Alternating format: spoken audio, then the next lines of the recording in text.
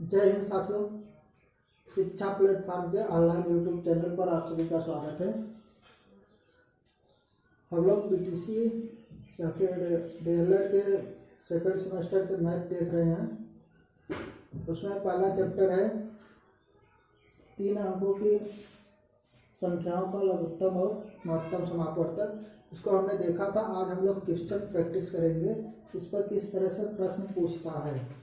तो चलिए, हमने पहला क्वेश्चन लिखा है। इसमें दिया है कि वह छोटी से छोटी संख्या ज्ञात करो जिसे 15, 18 और 40 से भाग देने पर प्रत्येक अवस्था में 3 शेष बचे। यानी कि यह कह रहा है कि कोई संख्या, ऐसी संख्या हमें बताइए जिसमें 15 से, 18 से और 40 से अगर हम भाग दें तो प्रत्येक स्थिति में अगर 15 से भाग दें तो भी 3 शेष आना चाहिए, 40 से दे तो भी और 18 से दे तो भी। तो इसे हम निकालते कैसे हैं, चलिए देखते हैं फटाफट। पहले हम ध्यान रखिए, जब छोटी से छोटी संख्या अगर कहेगा तो हम इसका लघुत्तम निकालेंगे, और जब बड़ी से बड़ी संख्या कहेगा तो हम इसका महत्तम निकालेंगे। तो चलिए निकालते हैं। 15, 18 और 40 कटाने का प्रोसेस वही है। पहले 2 से देखते हैं। 15 नहीं कटेगा, 18 कटेगा, 9 आएगा, 2 9 18 होता है, और 20 दूने 40। फिर 2 से कट जाएगा, 15 आ जाएगा, 9 नहीं कटेगा, ये 10 आ जाएगा, 10 दूने 20 होता है। फिर 2 से कटेगा, 15 21, 9 भी ऐसे ही आएगा, ये 5 आ जाएगा, 2 बचे 10 हो गया। अब देखिए, अब 2 से तो नहीं कटेगा, 3 से देखते हैं। 3 बचे 15 हो गया, 3 त्रिक 9 हो गया और 5 आ गया। अब फिर 3 से देखते हैं। 5 तो ऐसे ही आएगा, इसमें 1 आ जाएगा और यहाँ 5 ही आ जाएगा। अब 3 से नहीं कटेगा तो 5 से देखते हैं। 5 से जैसे ही कटाएंगे तो यहाँ 1, यहाँ 1 और यहाँ 1 आ जाएगा। तो हमारा 1 पूरी तरह आ गया। अब हमें इसका एलसीएम निकालना है। तो यहाँ हम लिखेंगे कि अतः वह छोटी से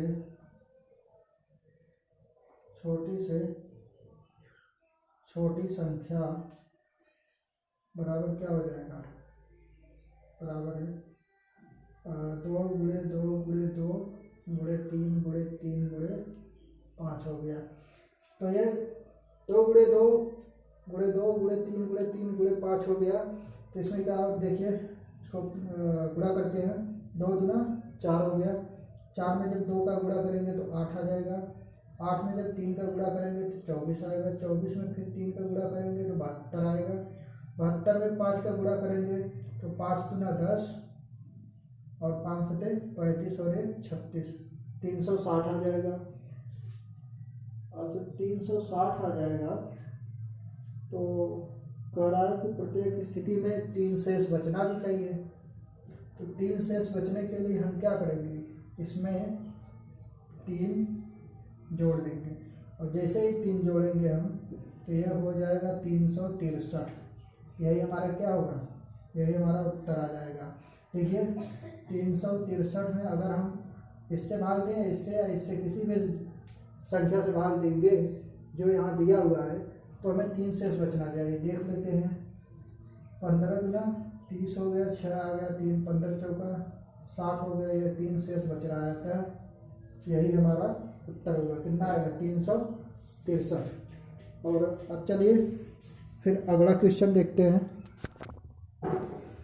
हमारा अगला क्वेश्चन है कि वह छोटी से छोटी संख्या ज्ञात करो जिसमें 12, 15 और 24 से भाग देने पर पूरी तरह विभाजित हो जाए। तो छोटी से छोटी संख्या हमें एलसीएम निकालना पड़ेगा। 12, 15 और 24 का निकालेंगे। 2 से कटेगा, 2 छक 12, 15 वही प्रोसेस वही रहेगा। यहाँ 12 आ जाएगा। 2 से कटेगा, 2 तिया 6 और 2 छक्के 12। फिर 2 से कटेगा, 2 तिया 6 हो गया। अब 2 से कोई संख्या नहीं कटने वाली तो हम 3 से कटाएंगे, 1 आ जाएगा, 5 आ जाएगा, 1 आ जाएगा। अब अगली संख्या हम 5 से कटाएंगे, 1 1 1। तो यहाँ आएगा क्या, छोटी छोटी संख्या 2 गुणे 2 गुणे 2 गुणे 3 गुणे 5। अब इसको हल करेंगे। 2 दूना 4, 4 दूना 8, 8 3 24, 24 पंजे 120। अतः हमारा वह संख्या कितना है 120। यानी कि 120 से छोटी कोई ऐसी संख्या नहीं है जो 12, 15 और 24 तीनों से विभाजित हो जाए। 120 से छोटी कोई संख्या नहीं है जो 12, 15 और 24 से विभाजित हो जाए। यही छोटी से छोटी संख्या 120 ही है जो 12 से, 15 से और 24 से तीनों से एक साथ विभाजित होती है। तो इस कंडीशन में हम अगला सवाल देखते हैं। चलिए अगले सवाल की तरफ बढ़ते हैं। तो चलिए हमारा अगला क्वेश्चन है महत्तम से है। वह बड़ी से बड़ी संख्या, ध्यान रखिए जब छोटी संख्या रहेगी तो लघुत्तम निकालना होगा और जब बड़ी संख्या रहेगी तो महत्तम निकालना होगा। तो वह बड़ी से बड़ी संख्या ज्ञात करो जिसे 12, 15 और 24 से भाग देने पूरी तरह, देखिए जिससे 12, 15 और 24 में भाग देने पर पूरी तरह विभाजित हो जाए। तो बड़ी से बड़ी संख्या बोला है तो इसका हम लोग म से निकालेंगे। म से निकालने का तरीका भाग विधि और गुणनखंड 2 विधियों से होता है। अपवर्तक से भी आप लोग निकाल सकते हैं, लेकिन हम लोग यहाँ भाग विधि से देखते हैं। भाग विधि से निकालने के लिए सबसे छोटी संख्या लिखा जाता है, उसके बाद उसमें उससे बड़ी संख्या जो होगी उसी से भाग दिया जाएगा। तो 12 में अगर 15 का भाग देंगे तो एक बार जाएगा, 12 3 आ जाएगा। अब इससे जो यहाँ भागफल जो हम लोग लिखे रहे जिससे भाग दिया गया था उसी संख्या को यहाँ लिखना है इसके अंदर। तो इसमें लिखेंगे तो फिर भाग लेना है, 3 चौके 12 कट गया।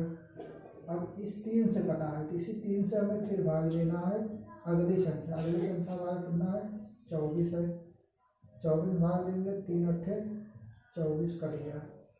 इसका मतलब है कि बड़ी से बड़ी संख्या कौन है, बड़ी से बड़ी संख्या 3 है।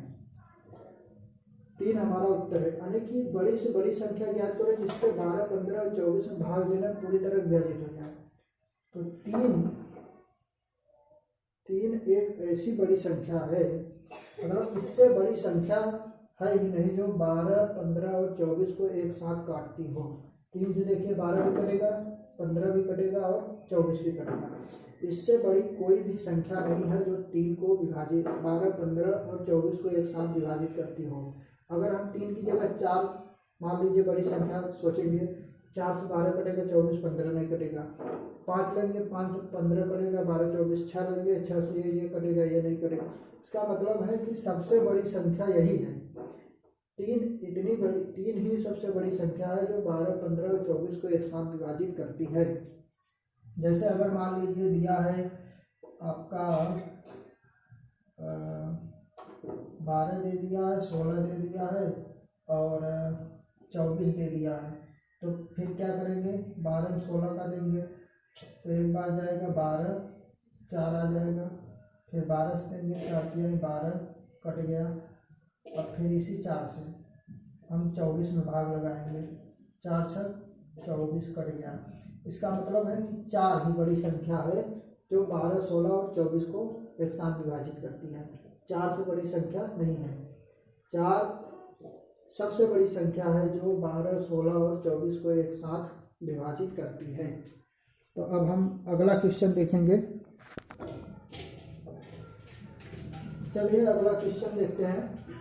दिया है 3 बर्तनों में क्रमशः 842 लीटर, 396 लीटर और 1404 लीटर विभिन्न प्रकार के तेल हैं।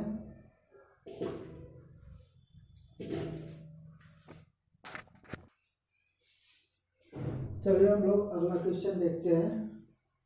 अगला हमारा क्वेश्चन है कि 3 बर्तनों में क्रमशः इतना लीटर और इतना लीटर विभिन्न प्रकार के तेल हैं। समान माप के लिए पीपों की कम से कम संख्या ज्ञात करो। कम से कम संख्या ज्ञात करो जिसमें ये तेल बिना मिलाए भरा जा सके। तो ऐसे क्वेश्चंस को हल करने के लिए हम लोग सबसे पहले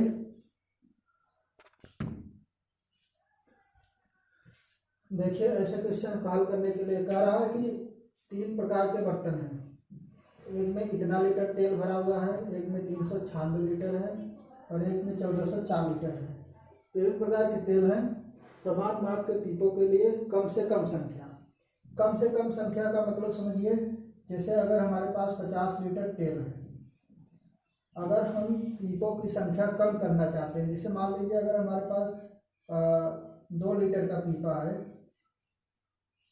तो अगर 50 लीटर पूरा है और इसको हम बांटेंगे तो कम से कम 25 पीपे चाहिए। पीपों की संख्या कितनी होगी? 25 चाहिए। अगर हमारे पास 10 लीटर का है तो कम से कम हमें 5 पीपा चाहिए, 10 × 50। तो कह रहा है कि पीपों की संख्या कम हो, मतलब कि एक